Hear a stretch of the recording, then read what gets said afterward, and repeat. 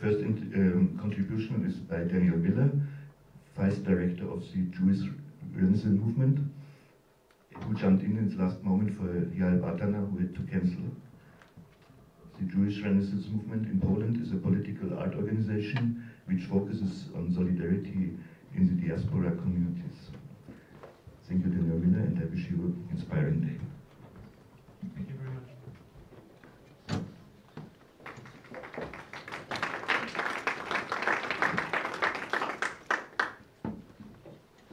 Thank you very much. Guten Morgen.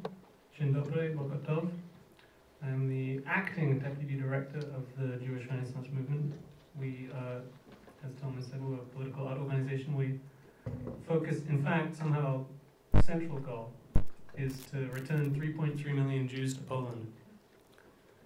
And as some of you already maybe know, the movement was initiated in 2007 in the context of a trilogy of films made by the Israeli artist Yael Bartana, whose name appears on your program and who I'm representing today. And the films really provide the best introduction and clearest statement of the ideas and the ideals of the movement. And so, with apologies to those of you who may have seen the films before, my plan for this morning was to screen the first episode and then part of the third episode, and then give a brief presentation of our activities and ideas now as we prepare for a congress in Berlin, and then hopefully there will be time for some questions. So.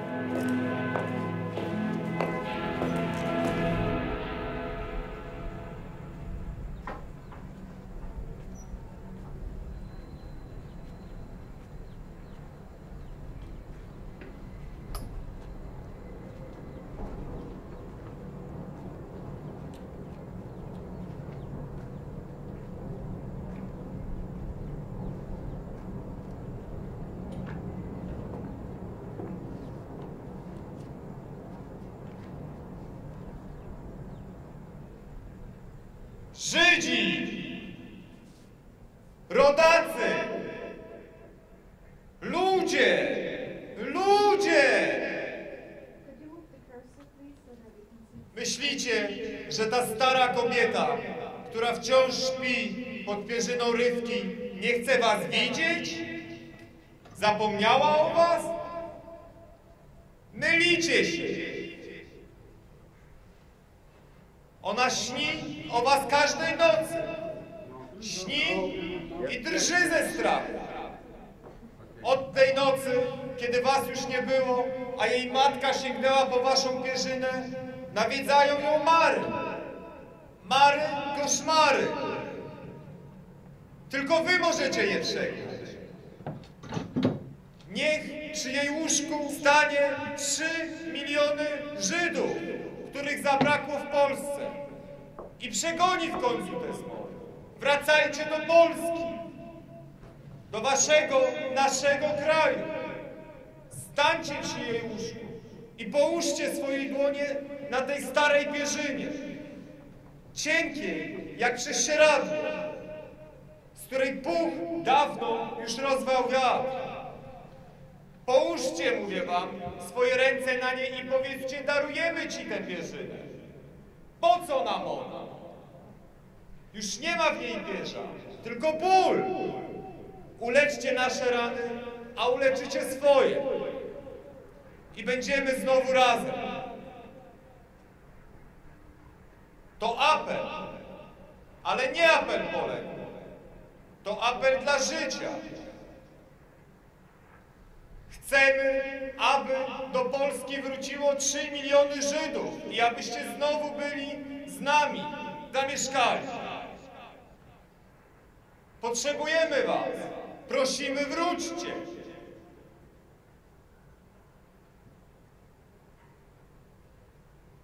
Kiedy was zabrakło, cieszyliśmy się skrycie. Powtarzaliśmy, nareszcie jesteśmy sami we własnym domu. Polski Polak w Polsce, któremu nareszcie nikt nie przeszkadza. A ponieważ ciągle nie byliśmy szczęśliwi, czasem udawało nam się znaleźć jeszcze jakiegoś Żyda i wyprosić go z naszego kraju.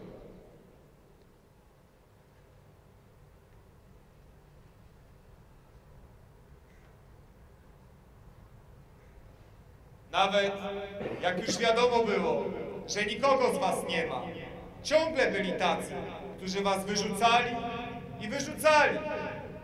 I co?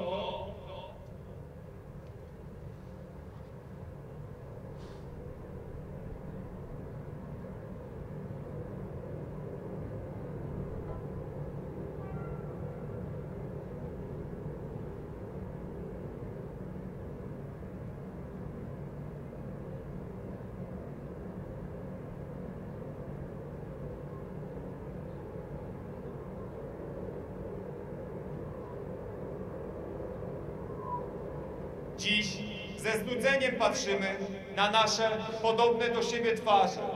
Na ulicach wielkich miast wypatrujemy obcych i wsłuchujemy się w ich mowę. Tak! Dziś już wiemy, że nie możemy żyć sami. Potrzebujemy innego, a nie ma innego bliższego nam niż wy. Przybywajcie, ci sami, lecz odmienieni. Zamieszkajmy razem. I bądźmy inni, ale niech jeden na drugiego ręki nie podnosi i niech głosu nie podnosi.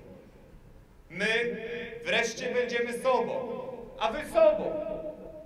My staniemy się wami, a wy nami. Będziemy tutejsi i otwarci na świat. Razem stworzymy dzieła rąk i myśli, których świat nie widział. I zadziwi się Europa.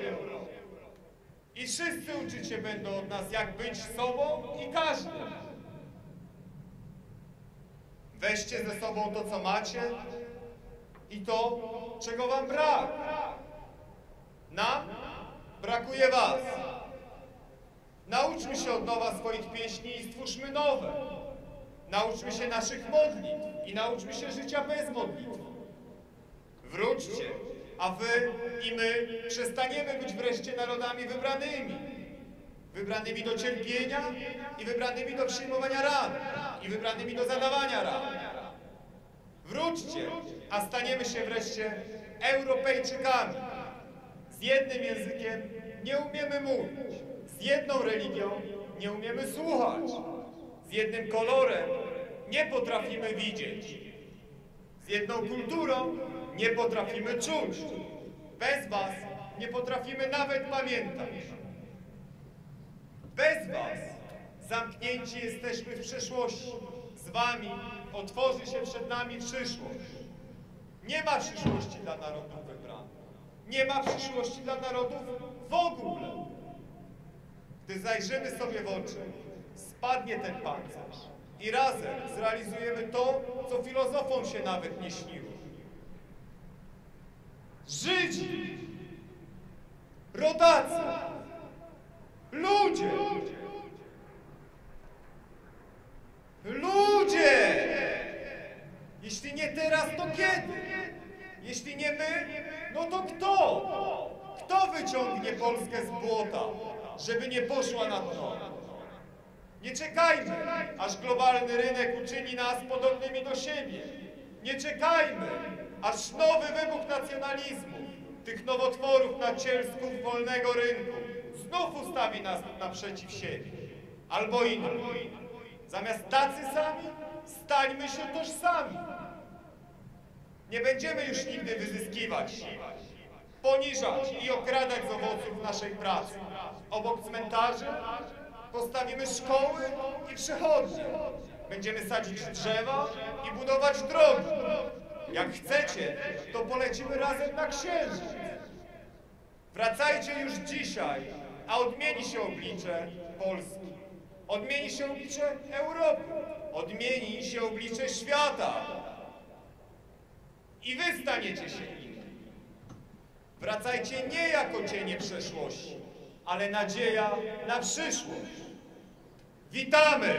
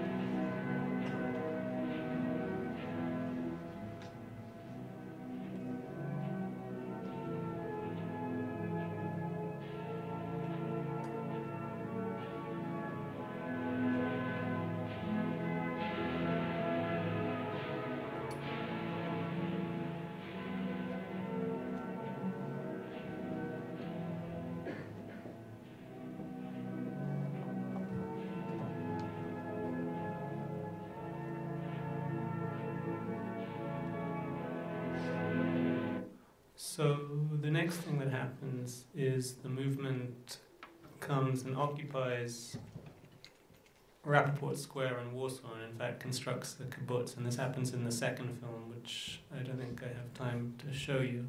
But the most important development is somehow here.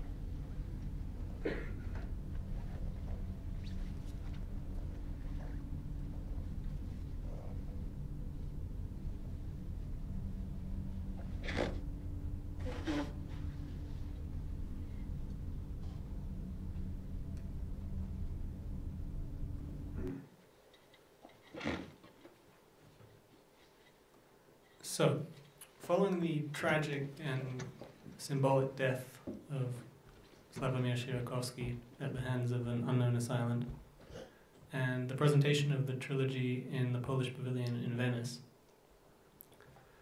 were in the process of trying to begin a new phase for the movement and translate the ideas that you see on the screen into a different kind of medium. So you could say from the cinematic or the artistic medium into a social or political medium.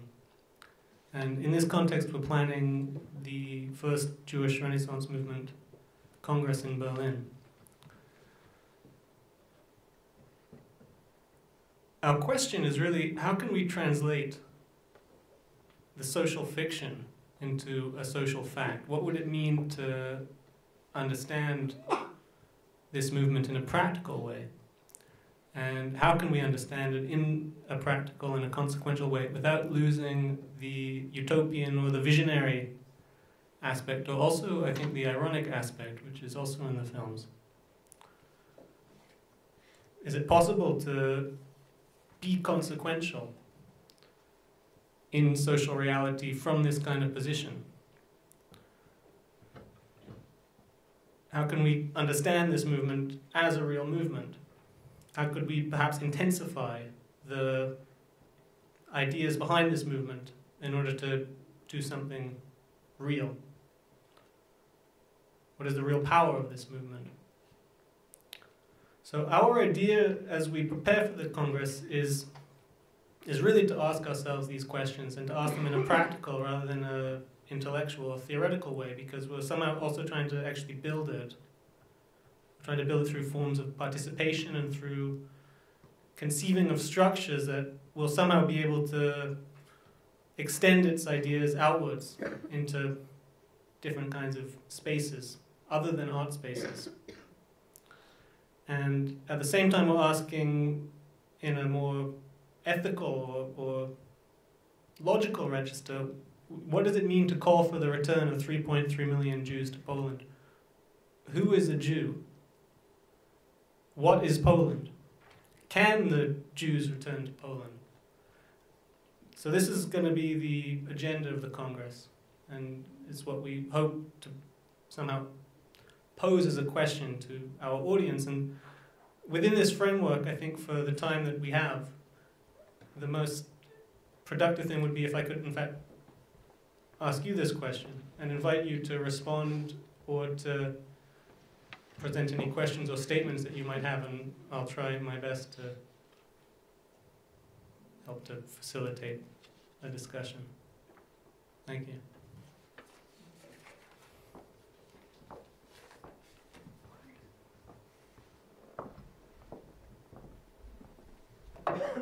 Anyone?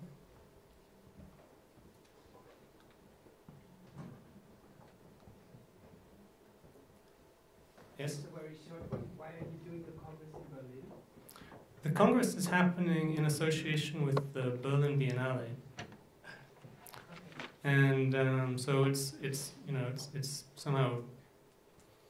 So it's within an artistic framework. It's within an artistic framework, but of course the Berlinale in 2012. This is Artur Ziemajewski, the Polish artist Artur Ziemajewski's Biennale, and the idea of the Biennale is really to somehow test the possibilities of art in the political sphere, and to see how political art can be. And we'll see whether this succeeds or not. Yes? I would like to know a little bit more about the Jews in Poland, in former times and today, because for me, interesting for me in the Jews are their relation to religion and to science, and how this mix, you know, in Germany, Einstein, people like to cite Einstein of his ideas, and I think the Jews are particular because of Kabbalah and these things, but maybe Poland has nothing to do with this, so can you explain me shortly, in a cultural way, the Jews in the past and maybe in the future, what are possibilities? What does it mean? Well, I mean, I think this is somehow a question of the identity of the Jews. And maybe one way of looking at that is to consider whether something changed when the Jews went to Israel. was there a difference, or is there a difference between the diaspora Jewish culture which existed before the Second World War and the Zionist Israeli kind of Jewish culture which exists today, and what is the difference? And so therefore, when we're saying, returning 3.3 million Jews, which Jews are we returning? The number is, of course, extremely symbolic, because this was the number of Jews that existed in Poland before the Second World War. And so those Jews, that 3.3 million, that number, what is the significance of this number? I mean, these Jews are, in a sense, dead. I mean, we cannot return these Jews. However, if we can somehow think about our project in the sense of attempting to resuscitate or revive or maybe even reinvent this kind of diaspora culture which existed before the Second World War, so that the project would be to somehow reinvent this form of culture, this kind of non-national form of culture, and also this form of culture which somehow allowed for other forms of belonging, then these are somehow the lines that we're trying to direct it along. Yes? A fully different question. Maybe you can say something about the protagonist, because watching the second movie, it's kind of bizarre, for example, to see Dana from Public Movement in the role of the lover. So why these choices? Well, these are casting choices which was made by Yael Bartana. Of course, the protagonist, Sławomir Sierakowski, is a leftist intellectual in Poland. He's the leader of Critical Politician, as maybe you know. What is Dania Halomi from Public Movement doing in this film? This is quite a difficult question for me to answer. I don't know how to. I mean, were you impressed by her performance? No, it was just interesting for me to see her in this movie, because it was blurring the lines again. Seeing this performance protagonist in another fictional social performance. So I was thinking maybe there is something you can tell about. Who is she? What is she? She is the Sierakowski's wife. In the third film is Dania Halomi from an Israeli performance group called Public Movement. Yes. Sorry, I came in late, and maybe you talked about this already. But what is your relationship with individuals, movements, artists in Israel? What kind of what collaboration?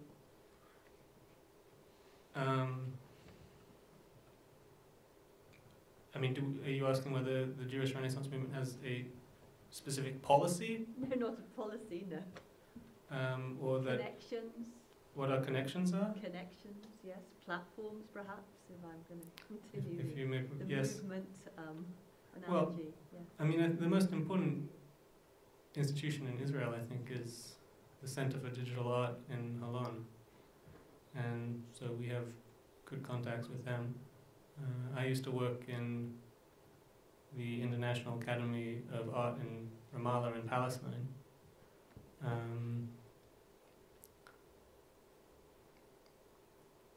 I mean, of course, we know many Israelis and others too.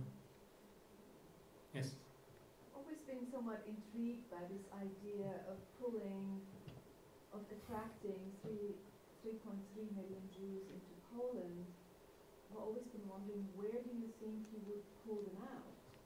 Because, I mean, this has happened a bit in the Middle East at the moment of the building of Israel, where all these Jews in the surrounding Arab countries were pulled into Israel and were pretty much cleansed from those other countries where they are missing now. So producing these massive relocation projects, as the one that you seem to suggest, always creates new imbalances, new problems, new kind of I mean, you're right. I mean, it is a problematic. Where did they come from? Well, I mean, the obvious answer would be Israel, but it's somehow not really possibility that we have to enact a forced transfer from Israel to Europe. And of course, it would also be a question of whether people would in fact want to come. The other aspect of the somehow relocation model, I mean, this is in a sense a historically Zionist model. This was exactly what Israel did. And in the second film, which I didn't show you because of time constraints, a group of Jewish Renaissance movement pioneers, in fact, does occupy a square in Warsaw, as I said, and it's problematic. You can see from the film. I mean, the film is called Wall and Tower, and certain security issues start to come into play. So, I mean, this sort of literal dimension to the demand is, of course, something that we need to think carefully about. I don't know how else I can respond except by saying that I'm aware of the complexities. Yes? How did the Polish press react to the Polish pavilion? How was the public reaction, Polish people, to your mission, the announcement of repatriating 3.3 million Jews? And do you think that Polish society today would be ready or mature enough to do so, to welcome even less than 3.3 million people? Well, the Jewish Renaissance movement in Yael Bartana was selected for the Polish pavilion in Venice by the Ministry of Culture. So they did approve the project in a kind of official capacity. Now, what it means when the Ministry of Culture does that, as opposed to, for example, the Interior Ministry, I think is something to think about. I mean, the Polish press reaction, public reaction, has on the whole been fairly positive, as far as I can say. I mean, I mean, there's of course, there's a very complex relationship between Israel and Poland, to do with the Taglit tours that move through Poland, which is the somehow 40,000 young Israelis every year before they go to the army, go to Poland, visit the sites of the Holocaust, and are somehow interpolated into their roles as military defenders of Zionism. So many politicians in Poland and other people in Poland really want to somehow change that relationship, and I think the Jewish Renaissance movement, and also actually some of public movement activities in Poland, are somehow dedicated to that task, as sort of task of renegotiation. So the Polish interest in this project, the Polish state interest in this project, is interesting in that regard. Whether Polish society would be in fact ready to welcome this number of Jews back to Poland, I think, is questionable.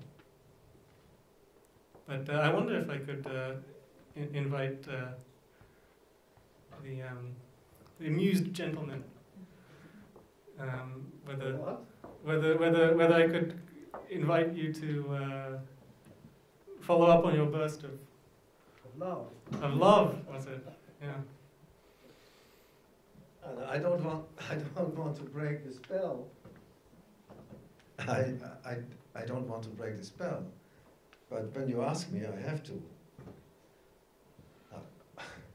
What we see here has a high Walid character. It's a fiction. There is nothing true here, but an artistic movement that uses Nazi symbolism to manipulate, to confront people with their still being able to be attached to this symbolism. It's all fake. It's all theater. It's a fiction. So that's why I have to laugh when it's not meant to be taken serious. when you take it serious, there's something wrong there, because you take this Nazi symbolism that they use with his bandage on his arm and the black and red colors. But it's very good. I'm laughing, it's very good, because it is still in the mind of the people that you can be attracted to this, to a movement like this anti-Zionistic movement. So I like it in a certain way, that it challenges with this Leni Riefenstahl aesthetics, and they do really an effort to work on this. So for me, it's pure humor to see this. But it is as long as people are going with this, then there is something wrong. There are not 3.3 million Jews planted into Poland. They are gone, and that's it.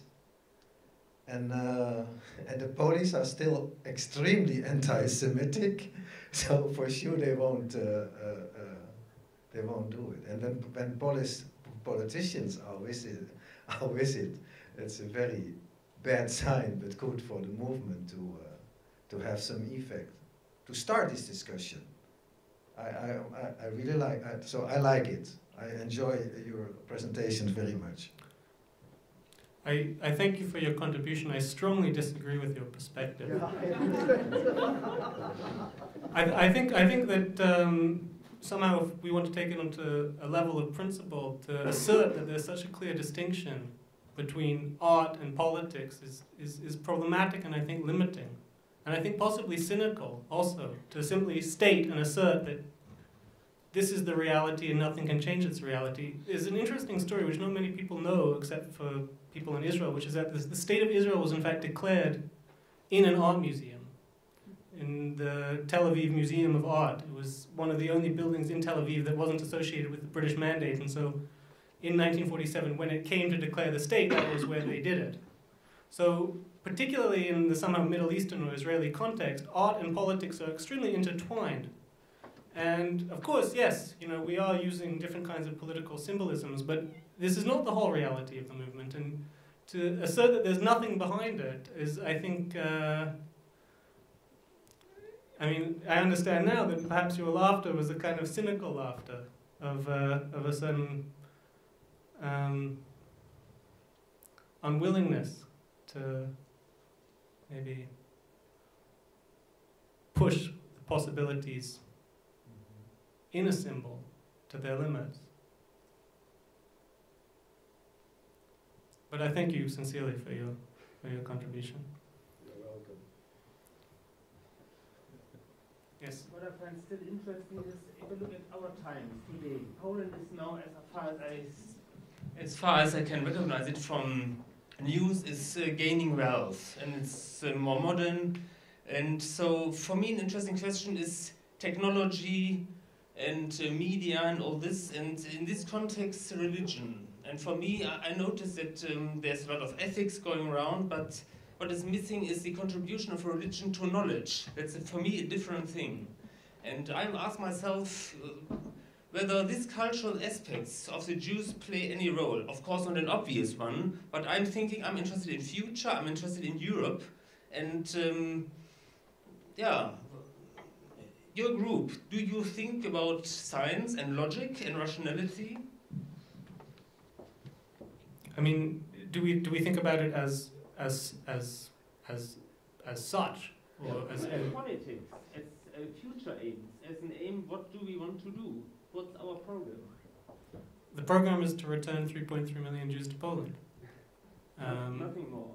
Well, I mean, it's a question also of interpretation to understand how we can do that. I think in an ethical and in a meaningful way. I mean, this is of course a symbolic demand. I'm not confused about that. We're not completely naive. I mean, the Congress is happening in May. It's unlikely that 3.3 million Jews will have returned to Poland by then. I don't know whether I can somehow. Your question seemed to be coming from a very specific direction to do with. I'm not sure how to formulate it, but the Jewish nature. Yeah, maybe, I don't know. I mean, like, or like a sort of the historical role played by Jews in European science and culture. And I mean, I think this is actually an interesting aspect, you know. No? I'm interested in potentials. I'm interested in the Spielart. Now with these social fictions, I think this whole event has an interesting attempt to gain new ideas, and I think they are necessary. And so maybe it touches this aspect, but I'm interested in new movements, new ideas to improve something. And for me, financial crisis and ecology is not everything. I think culture is still under-evaluated. That's my perspective. Yes? You said the Congress is in May, and you said there won't be 3.3 million Jews returned to Poland. Did already Jews return to Poland since you started the movement because of the movement? The movement has existed so far in the form of these films. Mm-hmm. So the reality of the movement, we must admit, has been primarily artistic and delivered to audiences like this one, which are literate about art, which are interested in ideas. There's a real problem in trying to break out of this kind of ghetto into you know, a more intense relationship with, you know, the masses or the people. We want to do it. But in order to do it, we need to somehow understand what kinds of new forms of participation or what kinds of things we can invent that will enable us to somehow reach spaces where there could be a sort of kind of affinity, a spiritual affinity or another kind of affinity with the ideas that we're trying to project, you know. And so, you know, we're interested in diasporas in one way. Now, there are many diasporas in Europe. One could say that, in a sense, the Turkish population in Germany constitutes a kind of diaspora in a structurally analogous, not the same, but analogous way to how the Jewish population in Germany once functioned. So, you know, do we have a potential to communicate with this kind of group? Maybe we do. But in order to do so, we need to formulate a specific strategy. And this is what we're trying to work on at the moment. Yes? I think in order to move that amount of people, you need either a very strong push factor or you need a very strong pull factor. I don't see you have either one of those kind of readily mapped out in your project yet. I was wondering what the role of these leftist Jewish Boy Scout movements play in this overall philosophy. Well, I think if I could respond to the first point, I think to in fact just somehow pose the question of nationalism and of national belonging and of the complexities of national identity and the ambiguities of national identity. If we can somehow do that in a systematic way and in such a way that we can begin and extend and then sustain discussion which is happening across Europe and also in the Middle East around these kinds of issues, and this will already be somehow a success for the movement. And so in terms of our goals, this is somehow also how we understand our goals. In terms of the Boy Scouts, I think this is mainly a aesthetic decision, which is